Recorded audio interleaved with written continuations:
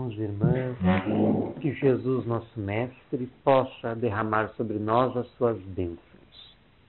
O Espírito Joana de Ângeles, que tem tutelado a missão mediúnica do médium baiano Divaldo Pereira Franco, psicografou uma obra extraordinária intitulada Estudos Espíritas, que foi publicado pela Federação Espírita Brasileira, diferentemente da maioria das obras psicografadas por esse espírito, que tem sido publicada pela editora Leal, que é responsável pela manutenção dos serviços de assistência social do Centro Espírita Caminho da Redenção. Estudos Espíritas foi, como dissemos, publicado pela Federação Espírita Brasileira e encerra um conjunto de ensinamentos dos mais transcendentes, aprofundando, como poucos livros o fazem, as mais instigantes questões espíritas. E ela abre o livro, no seu prefácio, com uma pequena história muito interessante. Ela apresenta um jovem e a sua grande busca. A busca pela sabedoria espiritual, a busca pelo conhecimento absoluto, a busca pela plenitude. E que este jovem demandou um grande sábio judeu chamado Shamash e perguntou-lhe como seria possível sintetizar toda a Torá e todos os livros proféticos no tempo que ele pudesse ficar parado num pé só. E o sábio afamado mergulhou em alguns instantes em introspecção profunda e depois disse para o jovem que era impossível. Não haveria de forma alguma a possibilidade de resumir todo o conhecimento sagrado, toda a sabedoria espiritual que o povo judeu acumulara ao longo da sua tradição histórica arquimilenar, neste tempo que ele pudesse manter-se num pé só. E então o jovem disse que a sua sabedoria e o seu conhecimento de nada lhe serviria. E foi em busca de um outro sábio chamado Hillel, que era procurado pelas autoridades rabínicas para a solução dos problemas mais inquietantes que nem os doutores da lei muitas vezes conseguiam responder. E alcançou o mestre afamado e lhe fez a mesma pergunta: como seria possível resumir toda a Torá, que para nós corresponde aos 5 primeiros livros do Antigo Testamento, e os livros proféticos, no tempo que ele pudesse ficar parado num pé só. E aquele mestre, de nome Léo, da mesma forma, mergulhou em meditação e depois de alguns instantes mandou que o jovem tomasse a posição, ficasse sustentado no único pé, que ele sintetizaria para ele todo o conhecimento sagrado que o povo hebreu, após centenas de anos de experiência, de discussão religiosa, de revelação espiritual, havia acumulado. E ele manda então que o jovem tome a posição. E o jovem fica parado, num pé só. E Léo lhe responde o seguinte: ama. Aquela palavra deixou o jovem num estado de estupefação enorme, chocado. E ele, colocando o outro pé no chão, para não perder o equilíbrio, perguntou: e o resto da Torá e dos livros proféticos, para que serve? E o mestre espiritual então respondeu: todo o resto serve para explicar isto, o amor. E a partir daquele momento, O jovem havia concluído a primeira etapa da sua busca. Encontrar, em poucas palavras, uma síntese das suas obrigações espirituais que lhe pudesse servir de guia e roteiro para a vida. O mestre Hillel havia-lhe apresentado o amor como sendo a síntese maior da sabedoria espiritual. O mesmo fizera Jesus ao seu tempo.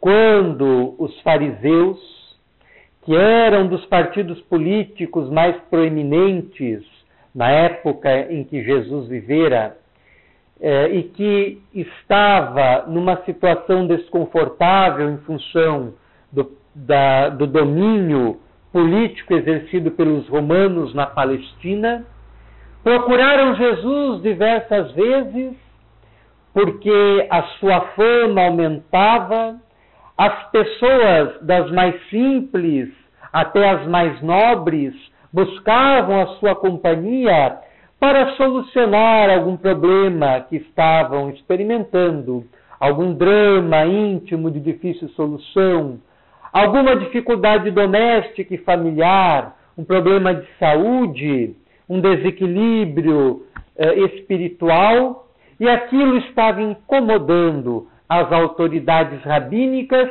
e, sobretudo, essa seita, esse grupo político-religioso chamados de fariseus.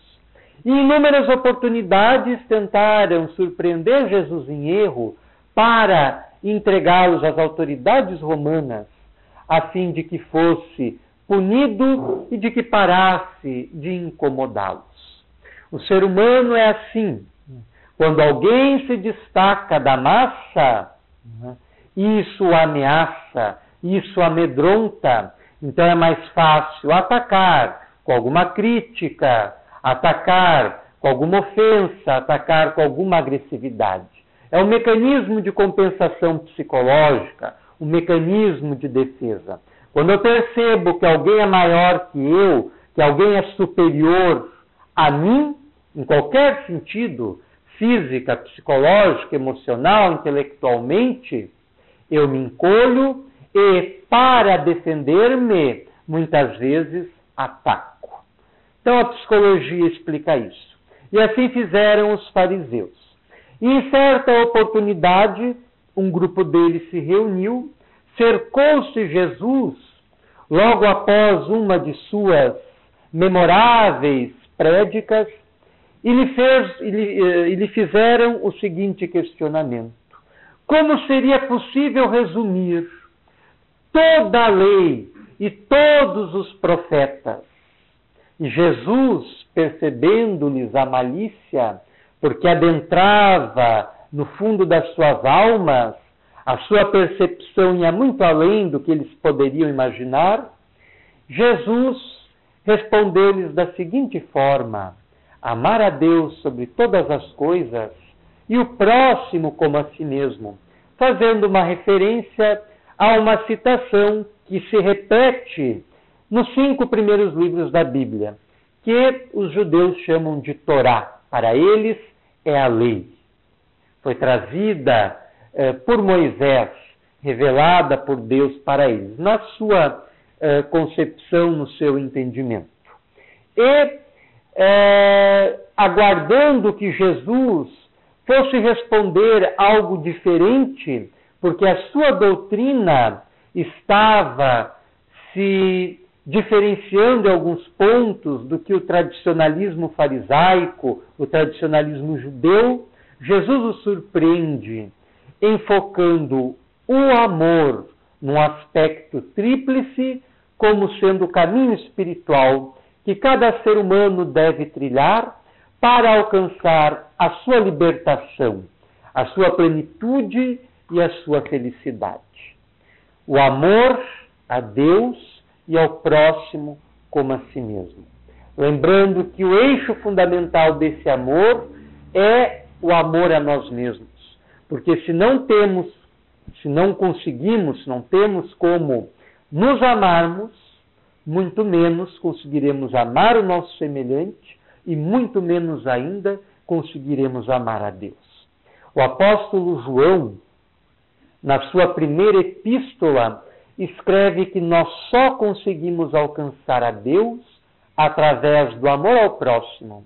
Mas nós só conseguimos amar o próximo a partir do momento que nos amamos a nós mesmos. E a humanidade e o ser humano, de uma forma geral, encontra-se num período de desamor, num período em que não consegue amar a si mesmo e, por extensão, não consegue amar o seu semelhante, não consegue amar a Deus. E isso responde pelos desequilíbrios que vivenciamos, pelas conturbações psicológicas e sociais que confrontamos no nosso dia a dia, pelas desarmonias domésticas, pelos dramas pessoais que cada um passa, pelos desafios constantes da vida. Nós estamos num período de desamor, num período em que ainda não conseguimos nos valorizarmos suficientemente a ponto de nos amarmos. E isso é fácil de identificar pelo nosso comportamento pessoal, pelo nosso comportamento íntimo e pelo nosso comportamento exterior.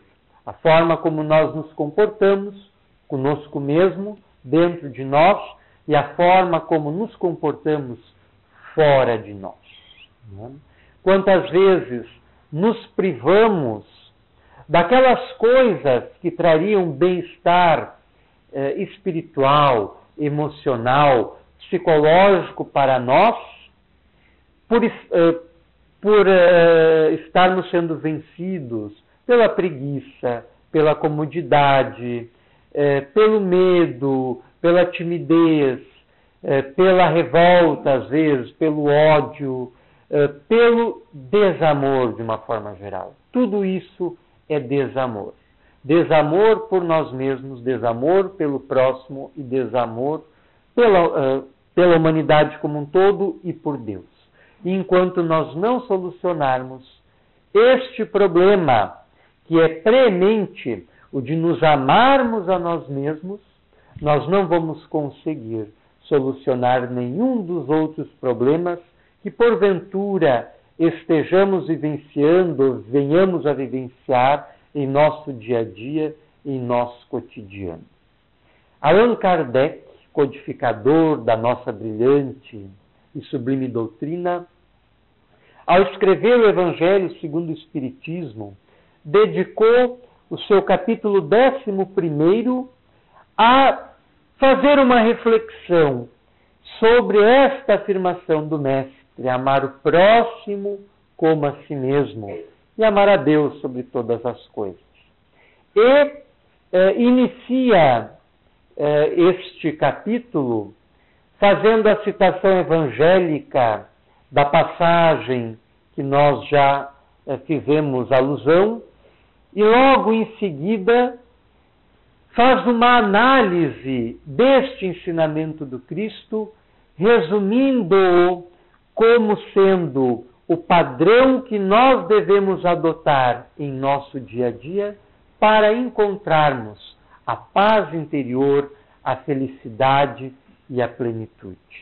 Enquanto não conseguirmos avançar nesse sentido, do amor a nós mesmos, do amor ao próximo e do amor a Deus, nós não conseguiremos solucionar nem os pequenos, nem os maiores problemas da nossa existência. Então precisamos aprender a amar, o que é muito difícil, porque não temos nem como precisar de uma forma mais ampla o que é o amor, o que significa o amor. Um espírito que assinou o nome Lázaro, ao psicografar através de um médium anônimo, no ano de 1862, na Sociedade de Estudos Espíritas que Allan Kardec fundou em Paris, uma mensagem com o título A Lei do Amor, ele explica que o amor é a mais alcandorada das virtudes. É a virtude mais sublime, é a virtude mais elevada, é a virtude maior que em si sintetiza, resume, abarca todas as outras.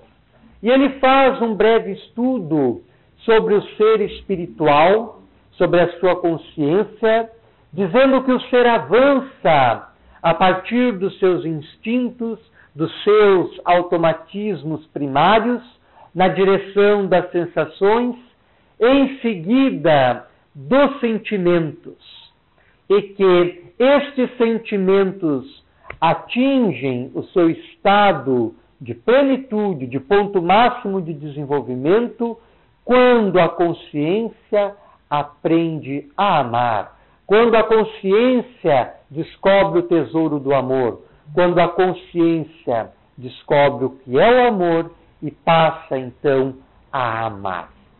E aí que está o nosso grande problema. Nós não conseguimos mensurar e nem traduzir o que é o amor, nem muito menos como amar verdadeiramente. Porque se fizermos uma análise detida, minuciosa, acerca da nossa experiência, acerca do nosso entendimento do que é o amor, nós vamos ver que o que nós consideramos como amor ainda está muito longe de um estado de amor pleno.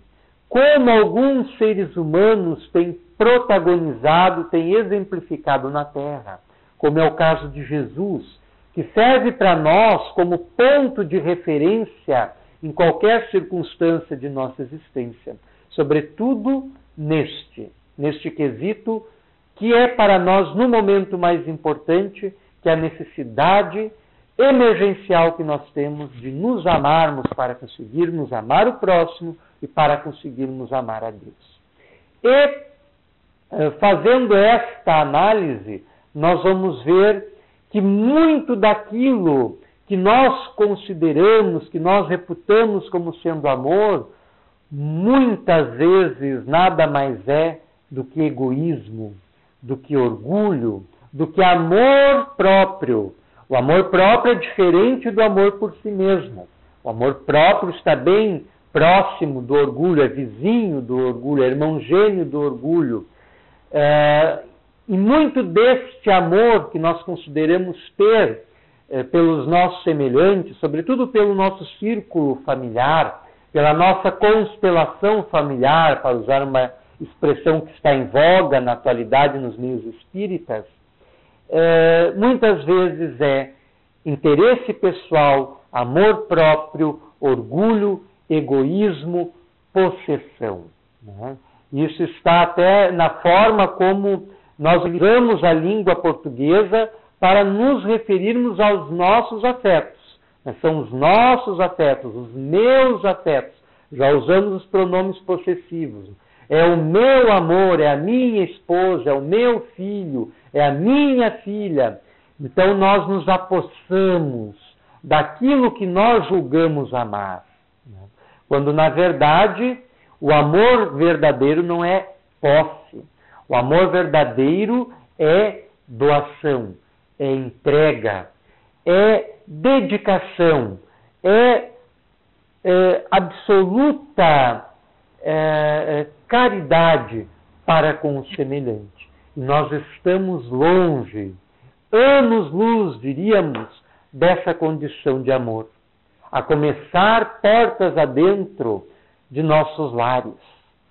É o lugar mais difícil para conseguirmos efetivarmos este amor do qual falava Jesus, do qual ele exemplificava e do qual falam os espíritos, do qual falam essas entidades venerandas que incansável e repetidamente nas casas espíritas de todo o Brasil e de todo o mundo têm falado. Atualmente estamos um pouco distanciados das atividades mediúnicas, mas recordamos que quando participávamos dos grupos de educação mediúnica e das atividades de desobsessão, em todas as oportunidades, em todas as sessões, sempre apareciam no mínimo 2 ou 3 mensagens falando sobre a necessidade do amor. E isso é recorrente em todas as casas espíritas.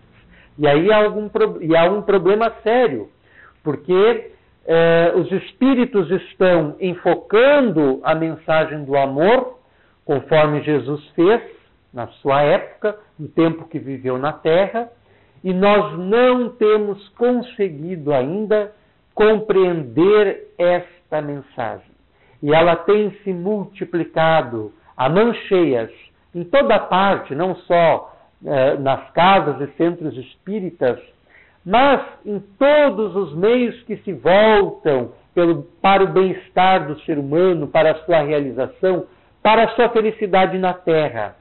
E nós não temos conseguido penetrar nos arcanos dessa mensagem sublime e muito menos decodificá-la para usá-la cotidianamente em nossa vida. Sobretudo, repetimos mais uma vez, em nossa vida pessoal.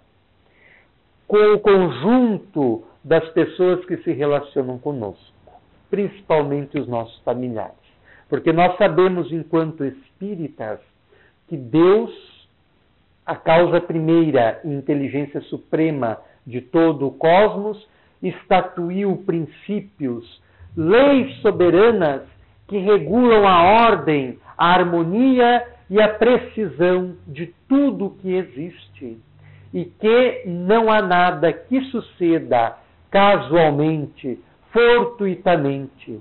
Tudo obedece a padrões precisos, atendendo objetivos maiores, que é a nossa aprendizagem, o nosso progresso, a nossa realização.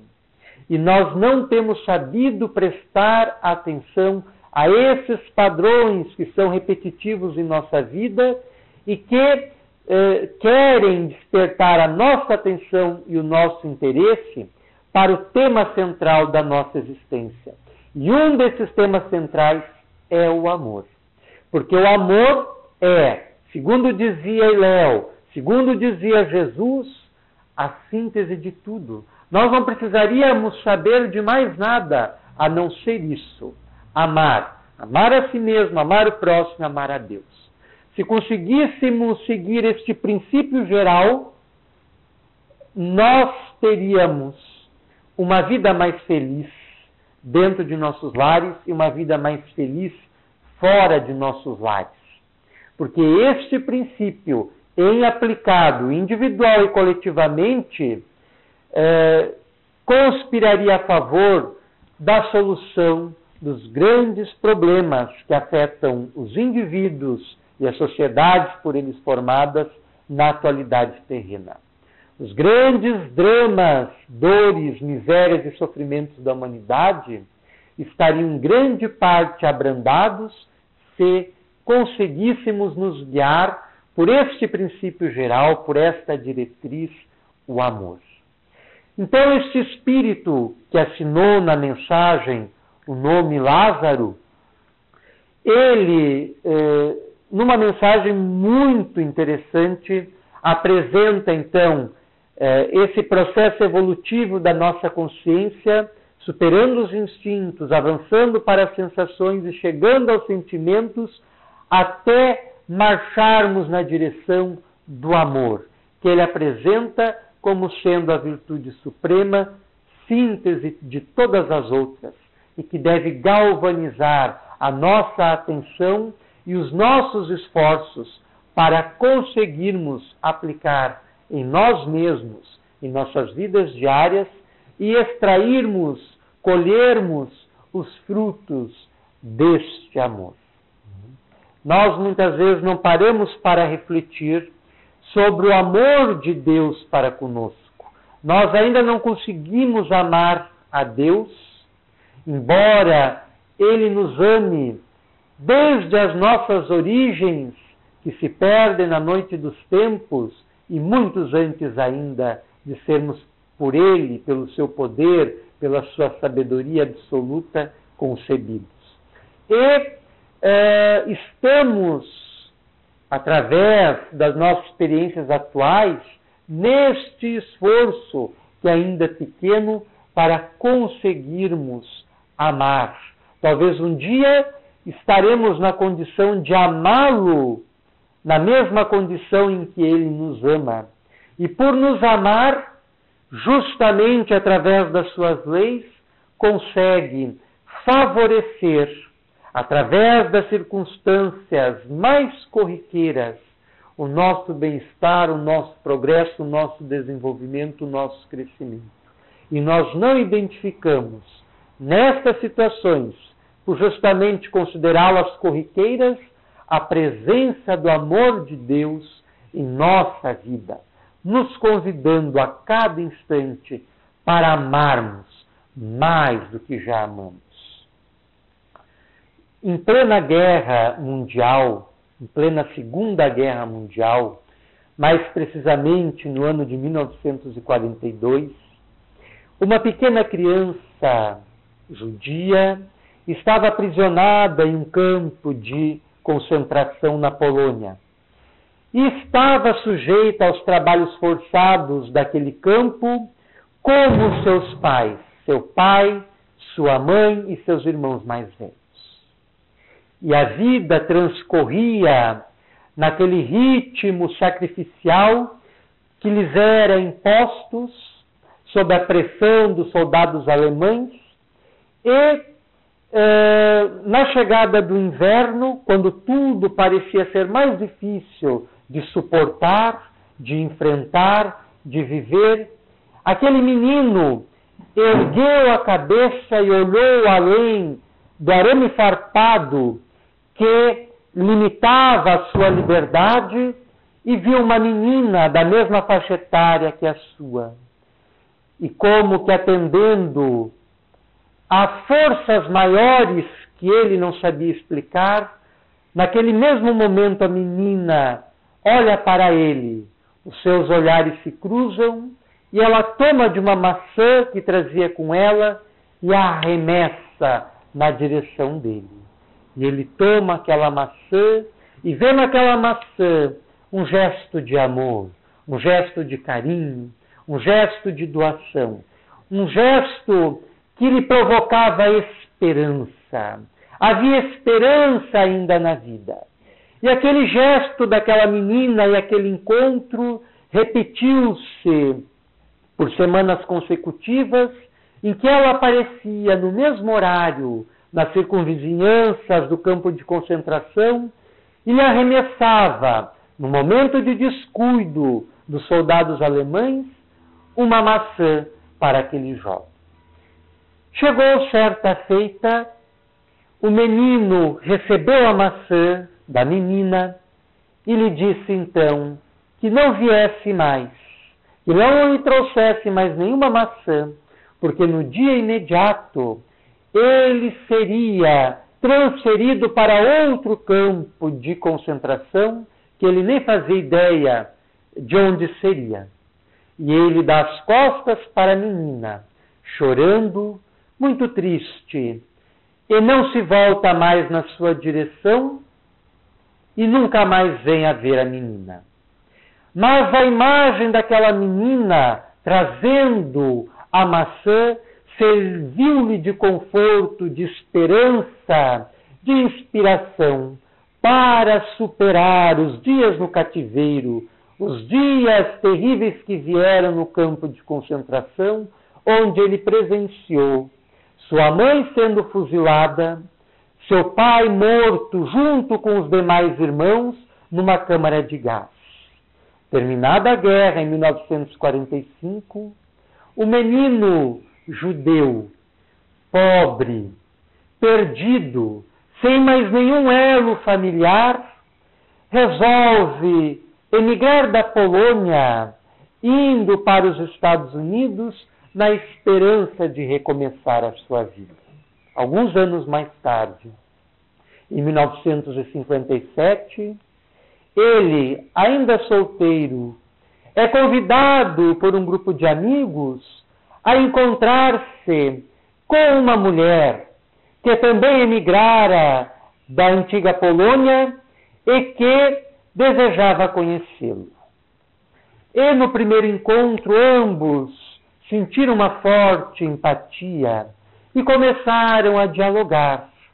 E como possuíam a mesma faixa de idade, a conversa não demorou muito a girar em torno da temática da guerra, que há pouco tempo terminara. E ela perguntou-lhe onde ele esteve na guerra. E ele disse que esteve num campo de concentração.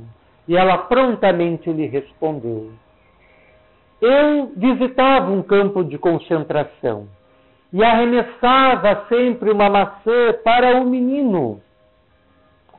E depois aquele menino foi embora e não nos vimos mais. E aquele homem, naquele momento, entrou num choque tremendo e disse-lhe que aquele menino era ele. E naquele mesmo momento abraçou-a e disse que jamais queria abandoná-la novamente. E dali para frente começaram um relacionamento, apaixonaram-se, casaram-se e no ano de 1998 renovaram as suas bodas de união publicamente num programa de grande audiência na TV norte-americana da Oprah Winfrey.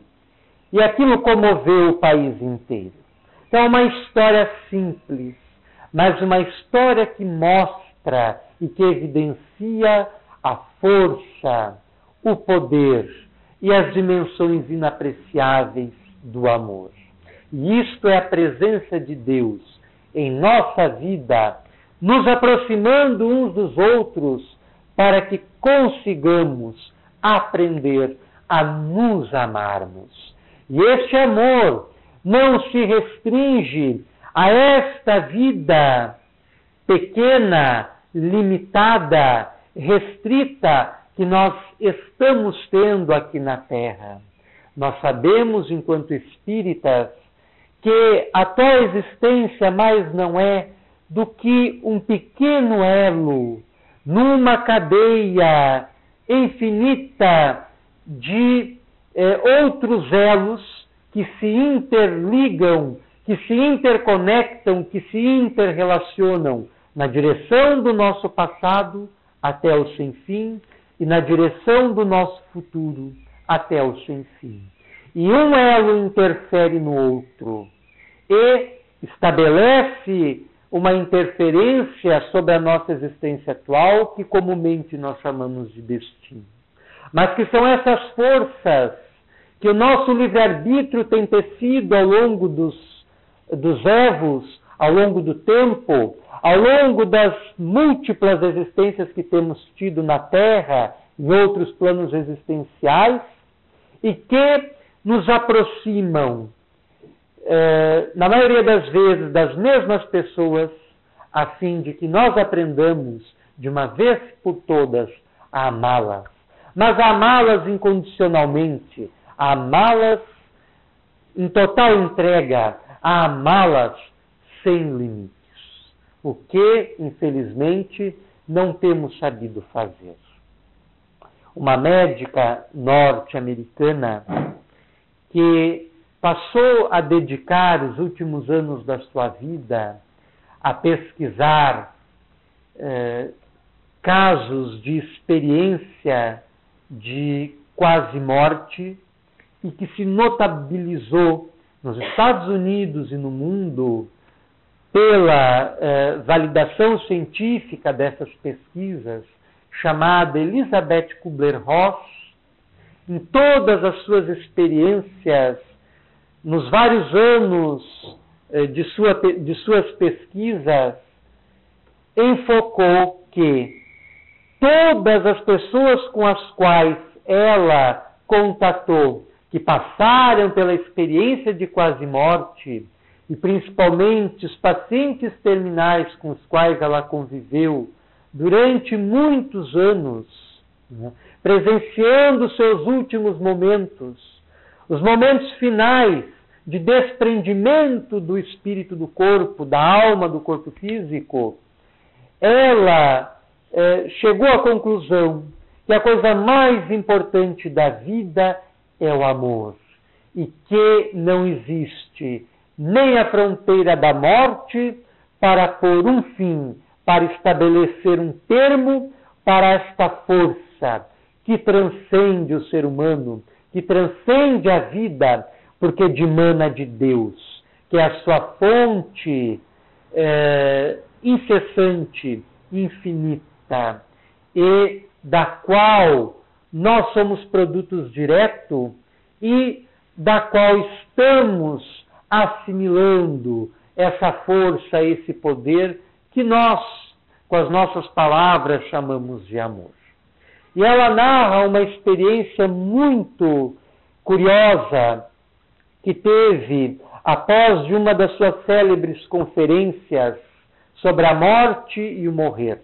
Ela atravessou os Estados Unidos e o mundo fazendo um seminário que tinha este título, sobre a morte e o morrer, onde ela defendia condições mais humanitárias para o indivíduo no momento da sua morte, uma vez que nos hospitais, sobretudo nos hospitais norte-americanos, as pessoas, como ocorre também nos nossos, as pessoas que estão nas CTIs ou nas UTIs, muitas vezes passam seus últimos instantes aqui na Terra afastado dos seus, afastado dos seus afetos, dos seus familiares, dos seus entes queridos e cercados por pessoas que são apenas técnicas, profissionais, que muitas vezes não têm nenhuma preocupação, um elo afetivo com a pessoa que está naquele leito.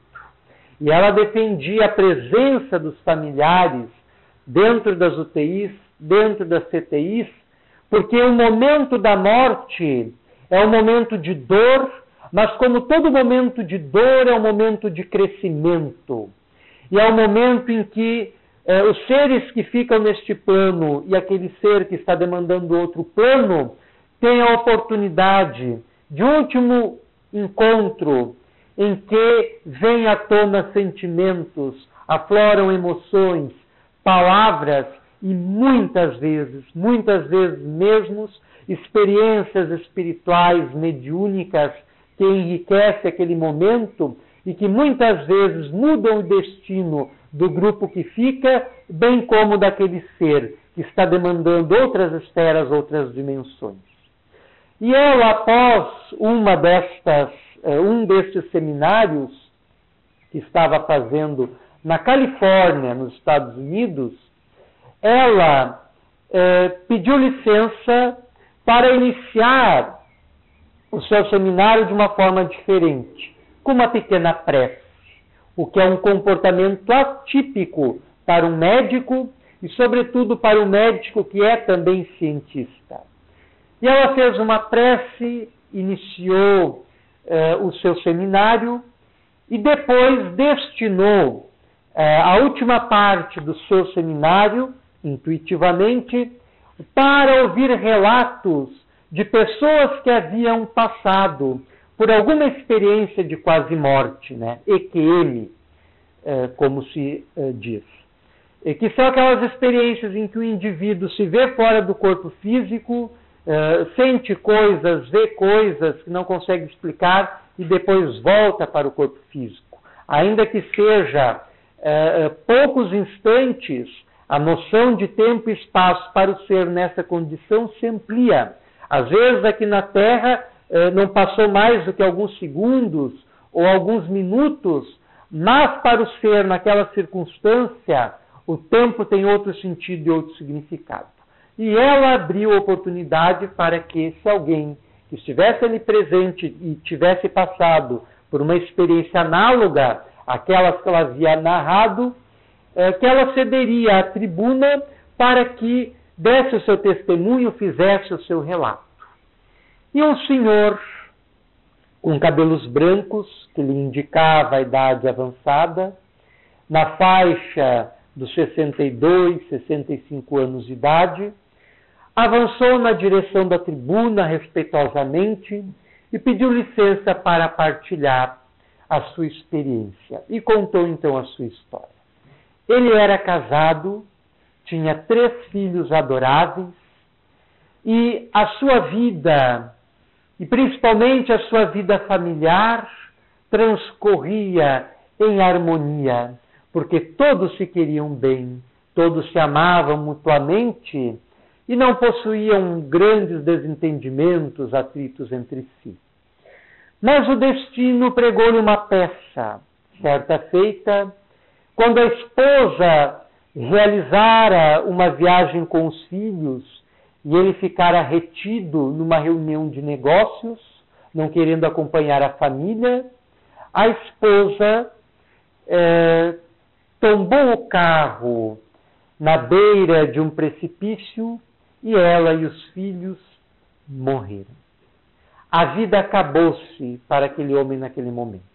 Ele mergulhou no álcool, perdeu o gosto pela vida, passou a utilizar toda a sorte de entorpecentes, passando a desejar a morte, porque a vida lhe perdera o significado, perdera o sentido para ele. E ele não conseguia mais ver um porquê na sua existência, já que o fator, a coisa mais importante da sua vida era a esposa e os filhos. E um dia que ele havia se embriagado, tomou o carro e sofreu, por sua imprudência, um acidente terrível. E foi lançado a vários metros do carro, inconsciente. Neste momento, ele viu-se desligado do corpo físico. Enxergou-se, seu corpo espiritual, e viu o seu corpo a alguns metros de distância, e ao longe divisou uma luz que vinha ao seu encontro. E aquela luz se aproximava com uma velocidade cada vez maior, até que, ao se aproximar dele, transformou-se na imagem sublime da esposa e dos seus filhos, que o abraçaram ternamente e lhe manifestaram o mesmo amor que sempre tiveram por ele em vida e lhe conclamaram, fazendo um apelo tremendo para que ele mudasse o seu comportamento, que aquilo era a vontade de Deus, essa separação momentânea, mas que o amor que os unia seguia mais forte do que nunca e que eles estavam sempre ao seu lado, lhe protegendo e lhe amparando, e ao mesmo tempo sofrendo com a sua atitude autodestrutiva e de desamor por si mesmo, pelos outros, pela vida. Aquela experiência foi altamente significativa para aquele homem. Quando a equipe médica chegou, naquele mesmo momento, ele tivera uma parada cardíaca, lhe aplicou a massagem de ressuscitamento, os desfibriladores, e ele voltou à tona. Não passara mais de 3 minutos, mas aquele momento foi para ele como que uma eternidade e serviu de confirmação para ele da continuidade da vida após a morte e trouxe um ensinamento muito grande de que o amor não tem fronteiras, nem a da morte. E a partir daquele instante ele passou a amar-se e a amar os seus semelhantes e a amar a Deus. E a sua vida transformou-se. E ele passou a se engajar em causas humanitárias, auxiliando aqueles que o cercavam em entrega completa de amor. Então as palavras do Cristo nos convidam justamente para esse tipo de amor.